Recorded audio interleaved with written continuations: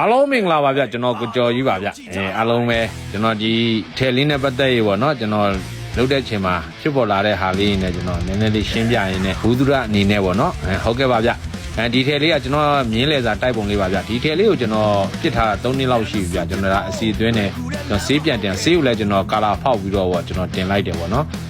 ဘာပြဿနာလဲဆိုတော့3နှစ်လောက်ပြစ်ထားတဲ့အချိန်မှာတော့အနံ့မှုနံ့ပေါ့နော်မှုနံ့ဖြစ်တဲ့အနံ့တော်တော်ဆိုးတယ်ဗျလေစာဝင်ရင်လေ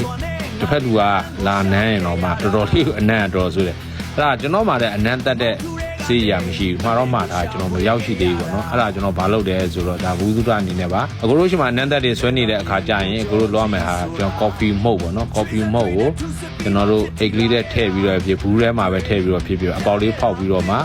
လေစာနဲ့2ရက်လောက်ပစ်ထားလိုက်ကျွတ်အိတ်နဲ့စုပ်ပစ်ထားလိုက်တော့ကတော့အဲ့ဒါအမုတ်လည်း